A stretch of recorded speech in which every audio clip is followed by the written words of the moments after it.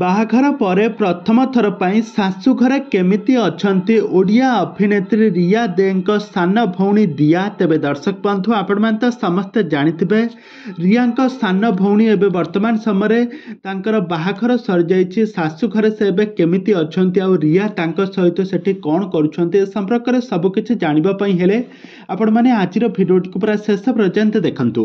ଦର୍ଶକ ବନ୍ଧୁ, ଆପଣମାନେ ତ ସମସ୍ତେ ଜାଣିଥିବେ ଅଲିଉଡ଼ର ଜବରଦସ୍ତ ଅଭିନେତ୍ରୀ ରିୟା ଦେଙ୍କୁ ସମସ୍ତେ ଜାଣିଥିବେ। ରିୟା ଦେ ସୁନୀଲକୁ ବିବାହ କରିବା ପରେ ସେ ବହୁତ ଖୁସିରେ ଅଛନ୍ତି। ବାହାଘର ପରେ ସେ ତାଙ୍କ ଶାଶୁଘରେ ବହୁତ ଖୁସିରେ ଥିଲେ। ବର୍ତ୍ତମାନ ସମୟରେ ରିୟାଙ୍କ ସାନ ଭଉଣୀ ଦିୟାଙ୍କର ବାହାଘର ସରିଯାଇଛି। ଜଣେ ସଫ୍ଟୱେୟାର ଇଞ୍ଜିନିୟରକୁ ବିବାହ କରିଛନ୍ତି ଦିୟା। ତ ଦିୟାଙ୍କ ବାହାଘରରେ ରିୟା ଆଉ ତାଙ୍କ ସ୍ୱାମୀ ଯିଏକି ସୁନୀଲ ବହୁତ ସାରା ମଜାମସ୍ତି କରୁଥିବା ନଜରରେ ଆସିଛନ୍ତି। ଆଉ ଏବେ ଦିୟା ଏବେ ତାଙ୍କ ଶାଶୁଘରେ ଗୋଟେ ଓଡ଼ିଆ ଘରର ବୋହୂ ଭାବରେ ଚଳୁଥିବା ନଜରରେ ଆସିଛନ୍ତି।